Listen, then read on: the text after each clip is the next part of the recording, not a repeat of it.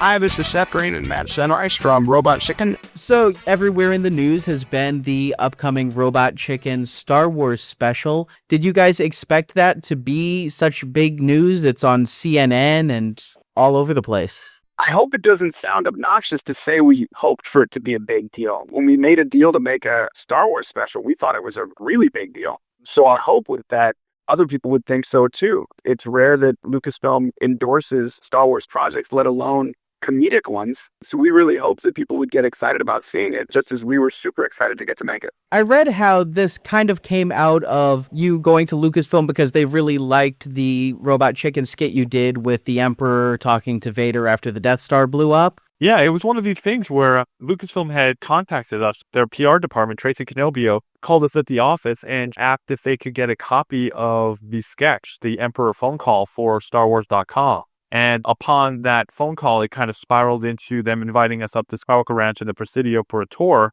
And that turned itself into this randomness of a Robot Chicken Star Wars special. So what was it like visiting the ranch and the Presidio? It was really, really exciting. This is Seth, and I'll tell you what's funny is I got to watch Conan. I went to San Francisco, and so they showed Conan touring the Presidio and like shooting footage there. And every single place that they showed, I recognized it. I got so geeky excited. I was like, I know exactly where that hallway is. I know exactly where that is.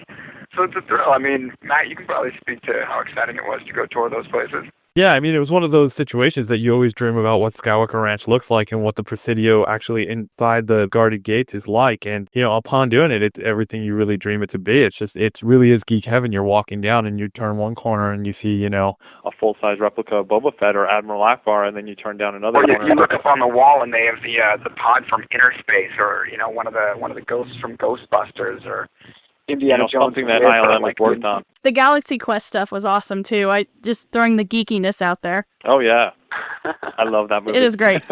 Now, you guys are about the same age as us and grew up with Star Wars. And Seth, you directed this Robot Chicken special. You actually got to direct George Lucas. Was that at all intimidating? It's a little intimidating just because I didn't want to do a bad job. But I've had the good fortune of getting to meet him a couple of times over the years, and had really gotten to think about how I was going to behave and react, and got myself to a point where I was like, okay, regardless of who this is or everything all of his creations have meant, I need a specific performance from him, and I can't be afraid to ask for what I want. I can't be afraid to actually guide him and instruct him to do what we need. And he's a shy guy, but at the same time, he really appreciates that kind of input. He doesn't want people to quake with fear in front of him. And, I've seen people introduce themselves to him. I went to a screening of episode 1 at Skywalker Ranch, and I watched so many people meet him, and I just stood back and kind of watched the way people approached, and I watched the way he reacted to that. And I thought, man, this guy must be exhausted of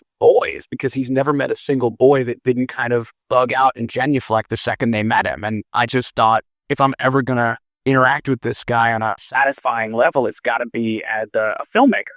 So I'd had the opportunity. I got invited by MTV to interview him for MTV around the time of Revenge of the Sith and walk him around the archives and talk to him. And I just decided to approach it like an interviewer and ask him about filmmaking and storytelling, and less about, oh my gosh, there's Fortuna's staff, than to say, hey, how is it as a creator getting to realize your dreams, and talking to him more about the actual process of limitless filmmaking through like digital technology. And just, it was a good first step. So that by the time I got into a room and I was having to direct him for our show, I wasn't nervous about it. I was really excited. Did you ask him to do it faster and more intense? I did. What's really funny is the first thing he said when he walked into the room is, he said, okay, this is my opportunity to be the asshole actor. And I said, that's no problem with me, George, long you don't mind me being the asshole director. And then he made a joke about changing all the dialogue. I'm like, that's perfect. You can say whatever you want as long as you give us one like it's scripted.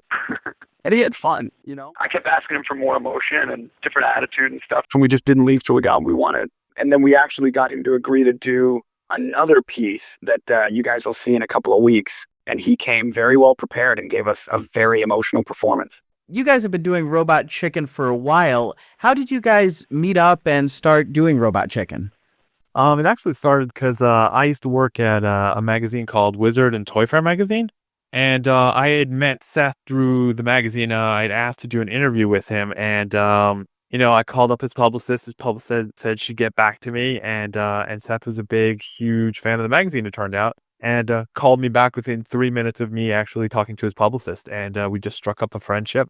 And from there, he just called me up one day with an idea of how to, he was going on Conan O'Brien and didn't want to actually talk about anything specific. He wanted to create something, original content for it. And it just got us spinning as far as what we wanted to do. And we came to the idea of doing some sort of animated short using action figures. And the rest is history. What do you guys collect? Oh boy. If you come into our office, I mean, there are just toys hanging everywhere. It's hard to say, I mean, I was big into the Marvel Legends. I was big into all the Star Wars toys, but I got to a point where now it's like just the few characters that I feel like I need and have an emotional attachment to that stem back to my childhood. It's weird Japanese imports of, a Transformer that just looks really cool that I haven't seen before. It's so hard for the nostalgia factor because they've made everything, unless they've updated a figure to a point where it's even better than one that existed previously. I won't necessarily go out and buy it.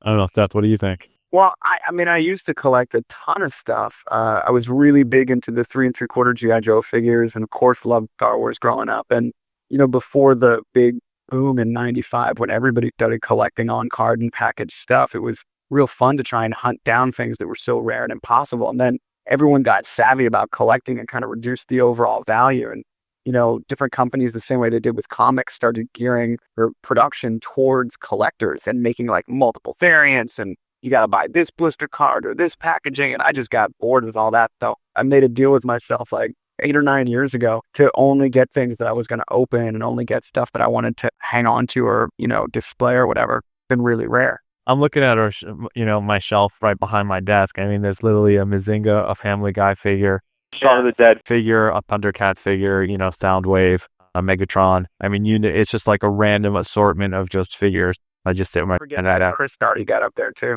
Yeah, and even Meatwatch. I'm going to interject here for a second. This is Dan, just to say also that when I first met Seth, one of the things that I just really loved about him is I got to see the room he had set aside for customization, and he was working on the Ultimate Boba Fett, which was a combination of all the best features of all the best Boba Fetts that had come out over the years. And I knew, like, oh my God, he's, a kindred soul. You're totally outing me. I am. The magnifying glass, I'm causing the X-Acto knives and the special ammo. I have not had occasion to customize anything in a long time. I've been really busy with the show, but yeah, the hobby, I really enjoy the meditation of hobbying. Now you have a shirt to do that for you, I guess. I do. Well, I also don't have those like hours of downtime to sit and figure out the mechanics of articulation. Did you ever finish the Boba Fett? Oh yeah, I've done like 4 different versions of it. Your vintage Boba has a rocket firing backpack, right? True, yeah. So in the White and Nerdy video, Seth, was that your toys that we saw? That was actually my toy. That was Matt, yeah. Really? Yeah, that was all the toys I had packed up in a closet that my fiance won't let me display anywhere in our home. And I had them all packaged ready to go. So when Al called and said he needed toys for the back, I'm like, I have them in boxes that I could just bring right over. And the rest, just worked out. Your career is working with toys, and your significant other still makes you keep them all in the closet. Well, there's a fine balance between what you do for a living and what your partner accepts you doing. Exactly. And on top of that, plus you get to have the fun. That's what the office is for. The office is the playground where you get to put up all these toys everywhere, and the home is where you have the family portrait. Until we have kids, and then all the action figures will come out again.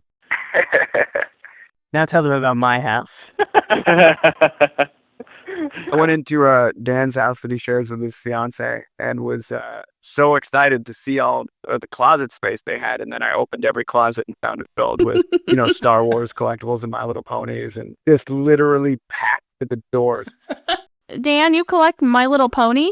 My fiance. My fiance collects the ponies, but between the two of us, we have fed Hasbro at least. I think we show up on their year-end, financial outlook every year. They're like, okay, well, our projection for 2008 is that Dan and Krista should be buying a good portion of the collection this year. Just do what we do. Just direct deposit into Hasbro's account. It makes it much easier. Exactly. And you guys, I'd like to also ask a question of you guys that I genuinely want to know. How many vintage Star Wars toys do you think were destroyed in the making of Robot Chicken? Well, we used more 12-inch stuff than we'd used 3 3/4 stuff. And most of that was newly produced in the series since 1995. But we had a bunch of stuff that was custom made. You destroyed that vintage Batmobile, though. We destroyed that vintage Batmobile, although we got another one this season. Yeah. I mean, that's just kind of a concession, is that anything that comes to work on the show is going to get destroyed for the cause, and that's why I don't contribute anything personally. Yeah, that was a good follow-up. Is have you lost any of your own items in the making of the show? Early on, we needed a body type, and I'd had a fat bastard toy, and I gave it to the show, and it was just destroyed. Doug Clue's a figure of importance to him early on.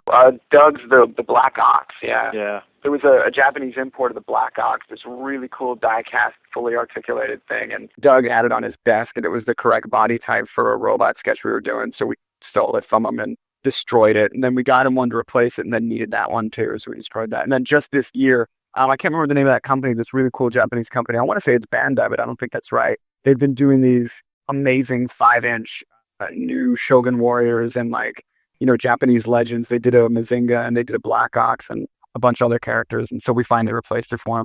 It wasn't the same one, but it was cooler. Now that you've done this episode devoted only to Star Wars, are you looking at doing any more of these longer theme episodes in the future? We are talking to a couple different people about a couple different things, if I can be vague enough.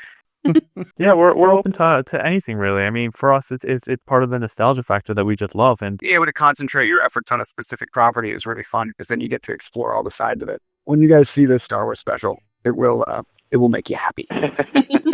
I do recall at the premiere, Seth saying to George in front of a room full of the animators and artists who work on this that he did envision this as a 3-part trilogy. So With 3 prequels, yeah. that's right. And then in addition to George Lucas, you had Mark Hamill do this as well, right? Yeah, I don't want to misrepresent this. Mark came in our first season to do a Star Wars sketch called The Spoilers.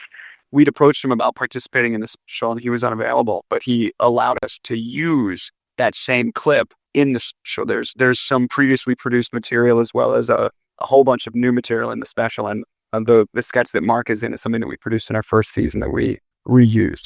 Was it at all tricky to get him to do the Luke Skywalker again for that sketch? Because I know sometimes he distances himself.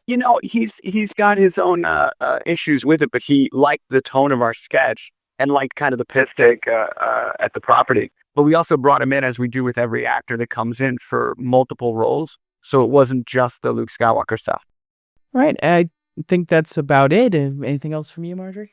Is Joey Fatone cool now? Because he's on Robot Chicken a lot.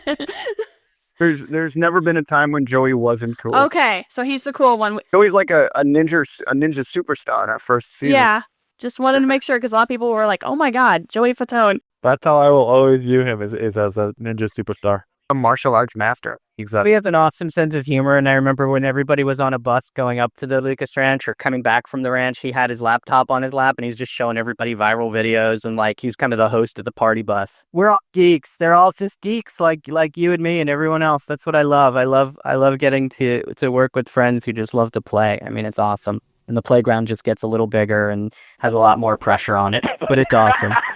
Now, Seth and Matt, you're going to both be at Celebration 4 in Los Angeles later this month. Yep. That's true. What's going on there? Are you guys going to give a talk and have a Q&A? What's going on? We're going to have a bunch of different panels going on there. One of them, Seth and I are going to host, where we're going to showcase off some exclusive footage from the special and just talk about the process going through this thing. We will also have our writers doing a panel who will be showing off our trailer and possibly some deleted stuff. And then we'll have all of our set and puppet department people on hand with a couple of sets on display that you can actually see firsthand. So yeah, we're gonna have a pretty big presence over there. We're going to blow your doors off. Lock them tight. No one can party like Star Wars geeks. No way. The first celebration that I went to in in Colorado, I went to the Star Wars rave, and there was nothing like it. Break out your glow sticks. Exactly. Yeah. They got master replicas for that. Thank you very much for your time. Thank you. Well, thank you guys very much, and we'll see you guys at Celebration. Great to talk to you guys. Thank you.